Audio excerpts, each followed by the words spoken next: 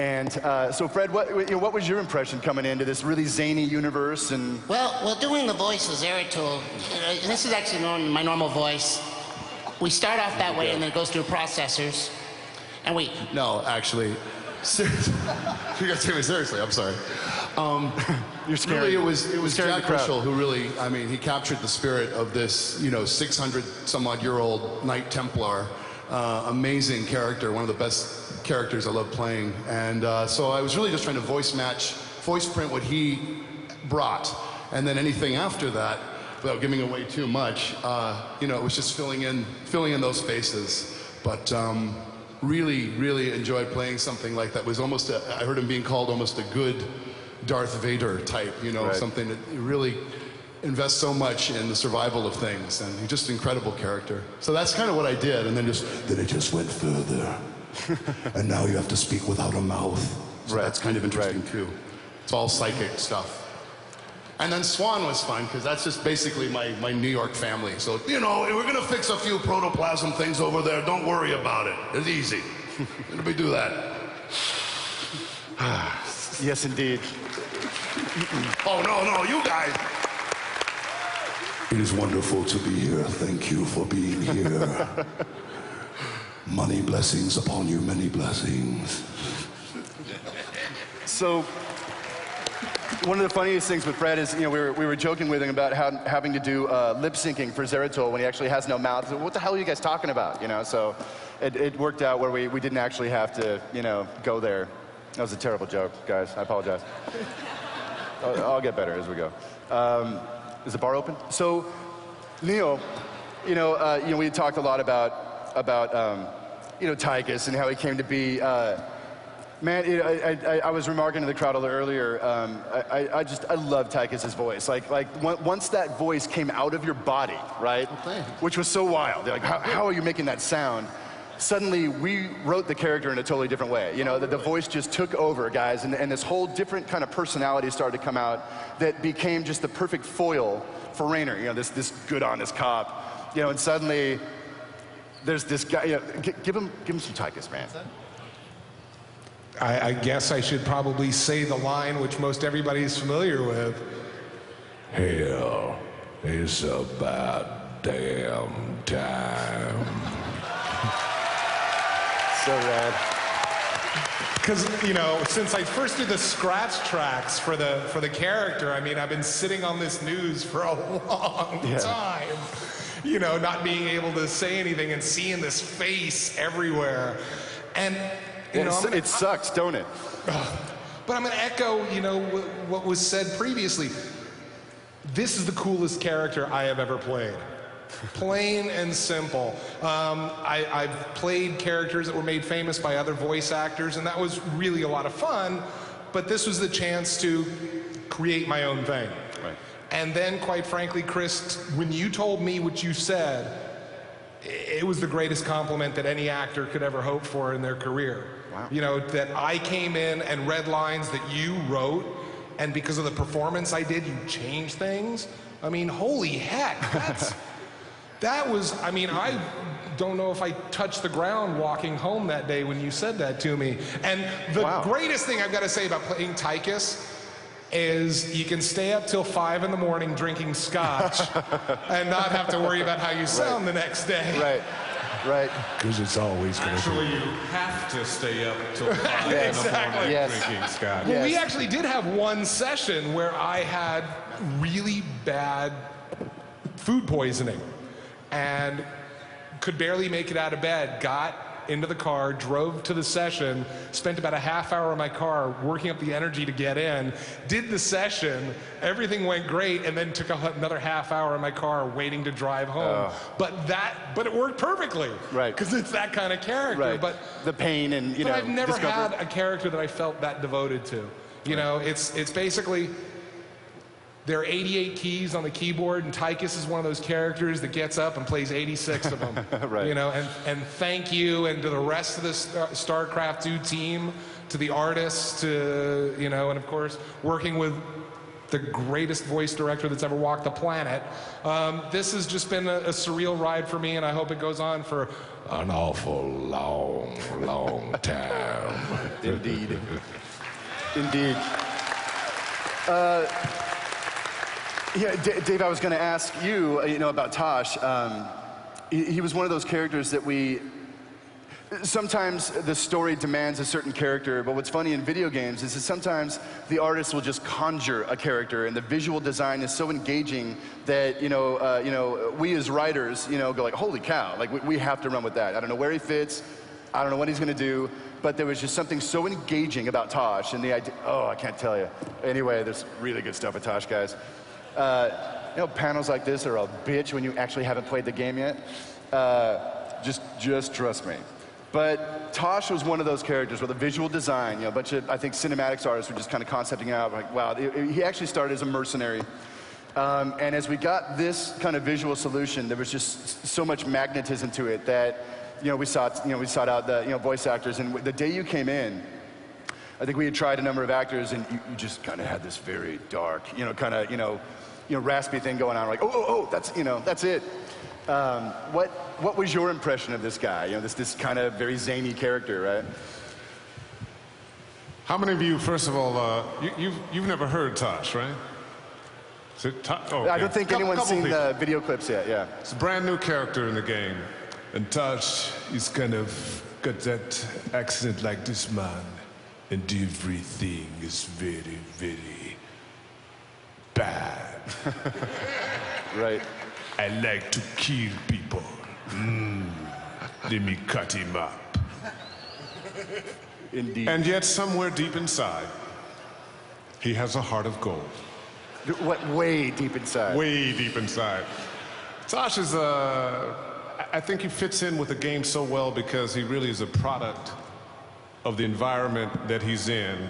This is a guy that, like I say, someplace deep inside, I think there's something good about him, but he knows that if he's going to survive, it's got to be about number one. Yeah. It's a rough universe. He has this thing with Raymond. Not that kind of thing. That's a different game. That's the expansion. So Tosh fantasizes a lot. The Kerrigan thing may or may not work out, so it's, progressive, I don't know. But oh, hell, I lost my thought. We'll just sit. It's all good. We got time.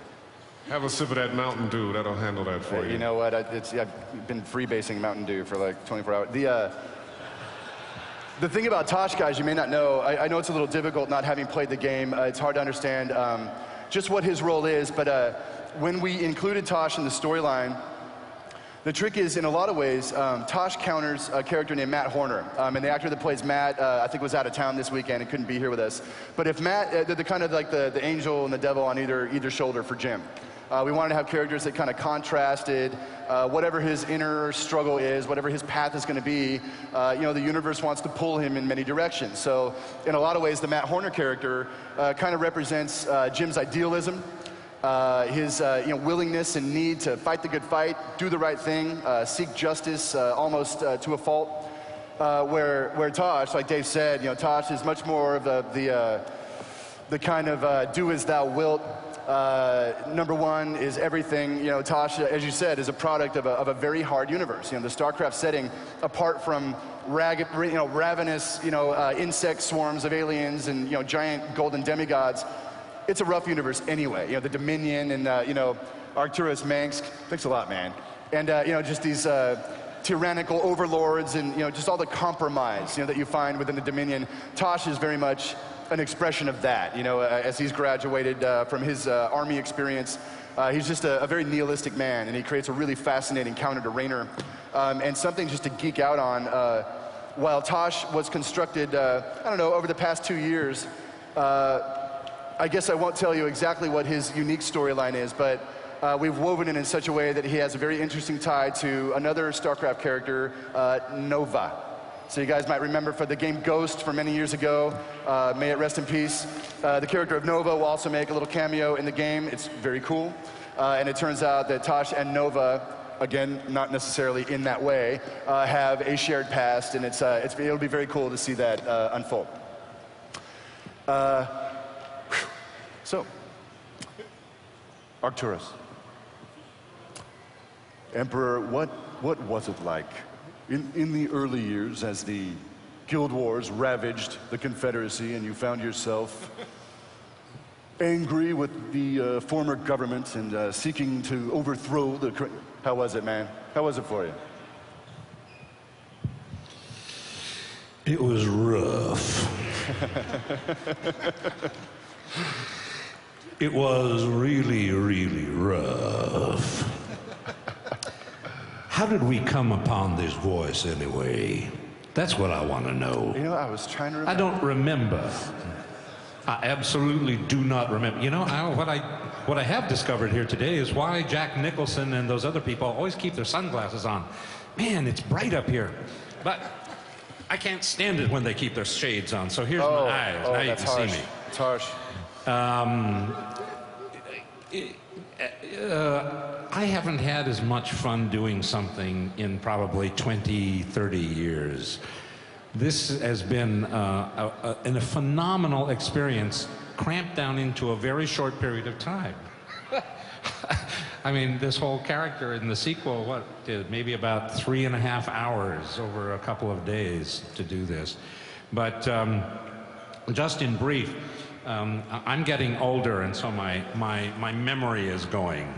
So I don't remember a whole bunch about the 12 years ago, except that you weren't as big back then, and it was the first time, and your studio offices were in this little industrial complex, I believe, hole in the wall, with no air conditioning, by the way, which the air conditioning didn't work. That's the continuity here. Yes, that's right. You know. And I got hired for that, and I drove down to Irvine to do it there, and I had kind of, you know, I still have on my shelf, by the way, an unopened, unplayed original StarCraft game. Nice. Because it was for Windows only then, and I'm a Mac user, so I never even... Mac users in the house? Anyway, guys, so I never opened it. So I don't really remember too much. I was going to ask, guys, what do you think we can pull for an unopened StarCraft on eBay these days? Because that might be... That would be mega. Look for it on eBay soon, right. along with some of my favorite cowboy shirts. Right. From Wrangler, etc. Right. Anyway, so I had actually forgotten what character I did. Sorry, I really did. No offense, but I had done more than one. This is why, and then I came back a couple years later. Anyway, so there's a website out there called IMDb.com, International Movie Database, which has every actor's, history, except that it can be wrong much of the time, in case you're not aware of that. But it can be very, very wrong. And IMDb has me, StarCraft, Zeratul. So all these years, I'm thinking, I did Zeratul. You did better than you thought. I was Zeratul. So breakdown services, they start casting this sequel. And I see it one day, my agent sends it to me, and they're looking for the character Zeratul. And, well, those sons of...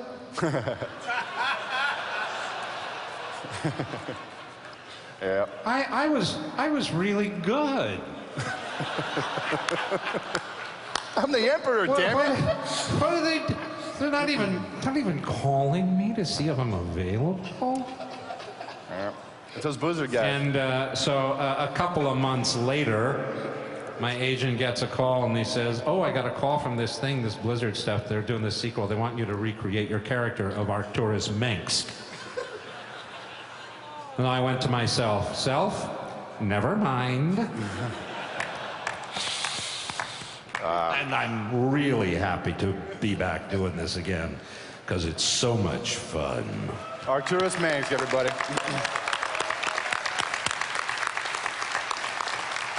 And that's all true. So Trisha, you've been very patient, by the way. Thank you.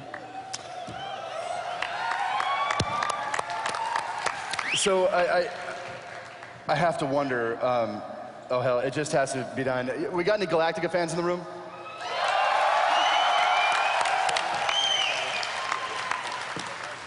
So, what was that?